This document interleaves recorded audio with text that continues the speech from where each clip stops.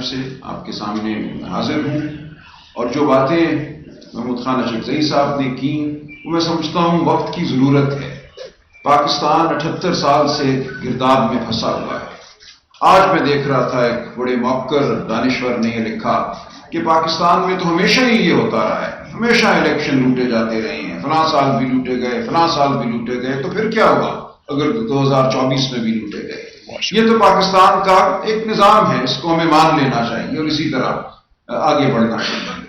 تو حیرت ہوتی ہے مجھے، آج پاکستان کے کروڑوں نوجوان جنہوں نے 8 فروری 2024 کو الیکشن دیا، وہ الیکشن میں ووٹ دیا، وہ پاکستان کی اس تاریخ کو نہیں مانتے۔ وہ ایک اجالا چاہتے ہیں، انہوں نے اجالے کے لیے ووٹ کیا تھا۔ ان کو آپ یہ نہیں کہہ سکتے کہ الیکشن تو فلاں سال میں بھی لوٹا گیا تھا، اس لیے تم بھی اب چپ کر جاؤ، تمہارا ووٹ اگر رد ہو گیا تو خاموش ہو جاؤ، یہ نہیں ہوگا۔ پاکستان میں آج شعور ٹھاٹھے مار رہا ہے۔ پاکستان کے نوجوان، اور صرف نوجوان نہیں، ہم جیسے بھی جو نوجوان نہیں ہیں، اب بالکل پرعزم ہیں کہ ہم نے اس تاریخ کو بدلنا ہے۔ دیکھیں، جب جمہوریت نہیں ہوتی کسی ملک میں تو ایسا نہیں ہے کہ صرف ایک نظام حکومت فرق ہو جاتا ہے، اس ملک کا پورا جو زاویہ نظر ہے اس ریاست کا وہ تبدیل ہو جاتا ہے۔ کیا وجہ ہے کہ 78 سال سے یہ ملک شوگر مافیا اور فلانا مافیا اور سیمنٹ مافیا کے لیے کام کر رہا ہے؟ ہمارے بچے جو ہیں، میں بار بار یہ یاد دہانی کراتا ہوں، 15 سال کی عمر کے بچوں میں 40% ایسے ہیں جو جسمانی طور پر، دماغی طور پر اپنی عمر سے کہیں کم ہیں۔ 40% ایسے ہیں جو کسی بھی اسکول میں نہیں جاتے، خواہ وہ مدرسہ ہو یا ووکیشنل ٹریننگ ہو، وہ کہیں بھی نہیں جاتے۔ تو کیا وجہ ہے اس بات کی؟ بنگلہ دیش میں ایسا نہیں ہے، سری لنکا میں ایسا نہیں ہے۔ وجہ یہ ہے کہ ہمارے ہاں جمہوریت نہیں رہی۔ وجہ یہ ہے کہ اس ریاست نے ہمیشہ اشرافیہ کے مفاد کو دیکھا ہے، غریب کی آواز کو دبایا ہے، غریب کا وجود جو ہے اس کو غیر اہم سمجھا ہے۔ تو آج یہ نہیں ممکن۔ آج پاکستان کا غریب، وہ نوجوان ہو یا نوجوان نہ ہو، وہ جاگ اٹھا ہے، وہ مانگتا ہے اپنا حق، وہ جانتا ہے کہ اس ملک کے ساتھ کیا ہوا۔ ایک بڑی مثال آج ہی ہمارے سامنے آئی، پٹرول کی قیمتیں پھر بڑھا دی گئی۔ آج پاکستان میں پٹرول کی قیمت اور جو دنیا میں پٹرول کی قیمت ہے اس میں 15 روپے فی لیٹر کا فرق ہے۔ اسی طرح آپ چینی کو دیکھیے، لاکھوں ٹن چینی باہر گئی، مہنگی چینی واپس آ گئی، اس کو واپس درآمد کیا گیا۔ تو کون ہے جو یہ سب کچھ کر رہا ہے؟ اس سب کا فائدہ کس کو ہوتا ہے؟ اس کا فائدہ اسی طبقے کو ہوتا ہے جو اس ملک میں جمہوریت نہیں چاہتا۔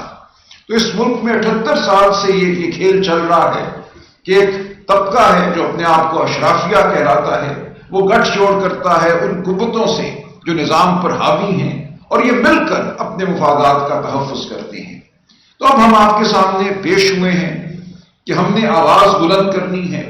ہم نے اپنی آواز عدالتوں میں تو بلند کرنے کی کوشش کی ہی ہے، آئندہ بھی کریں گے، لیکن جو عدالتوں کی صورتحال ہے 26ویں آئینی ترمیم کے بعد وہ آپ کے سامنے ہے۔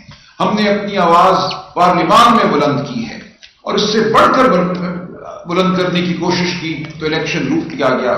فارم 47 اور فارم 45 کا معاملہ آپ کے سامنے ہے۔ اسلام آباد شہر ہو جہاں خود میرے ساتھ بیٹھے کھوکھر صاحب کینڈیڈیٹ تھے، یہ خود بتاتے ہیں کہ الیکشن میں کیا ہوا، اور ان کی دیانتداری ہے، یہ اپنی ہار تسلیم کرتے ہیں اور کہتے ہیں یہ میرے مد مقابل جیتے تھے لیکن ان کو ہروایا گیا۔ فارم 45 ان کے پاس بھی موجود ہے، جو ظاہر کرتے ہیں کہ کیسے اس ملک میں الیکشن کے ساتھ فراڈ کیا گیا۔ آپ کسی بھی شہر میں چلے جائیں، میرے شہر لاہور چلے جائیں جہاں سے میں نے الیکشن لڑا، تو یہ داستانیں اب ہر بچے کی زبان پر ہیں۔ آپ اس جھوٹ کو آپ چھپا نہیں سکتے۔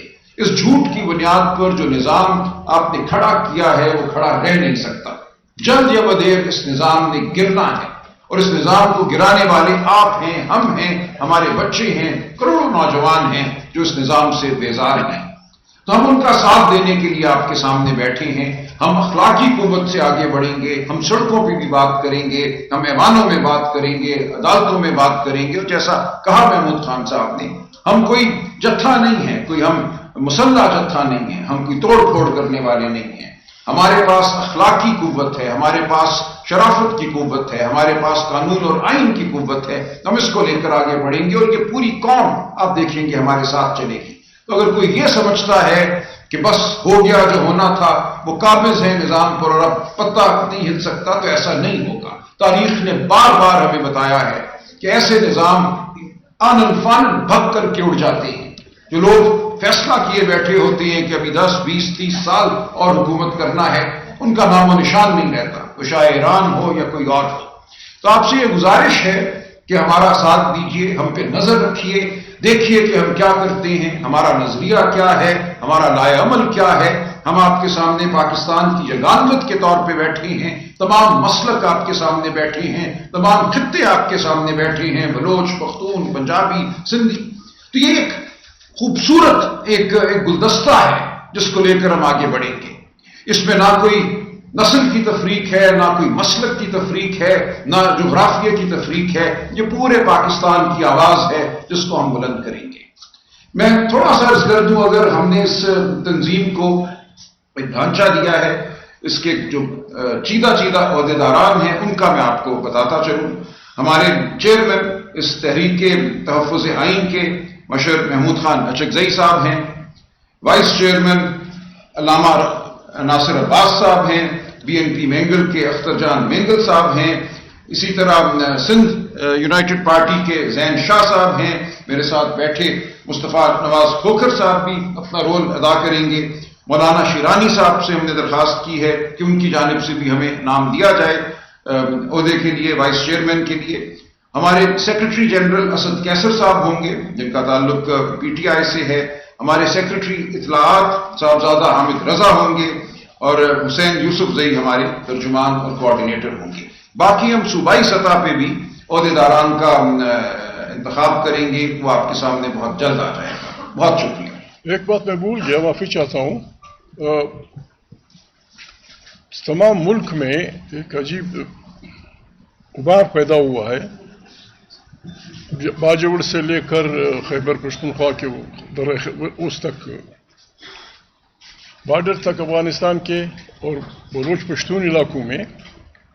اگر کوئی پاکستان کو واقعی بچانا چاہتا ہے تو ہمارے پاس نسخہ یہ ہے کہ آئین بالادست ہوگا، الیکٹڈ پارلیمنٹ طاقت کا سرچشمہ ہوگی، ووٹ کا احترام ہوگا، جو جیتے پارٹی وہ حکمرانی کرے گی۔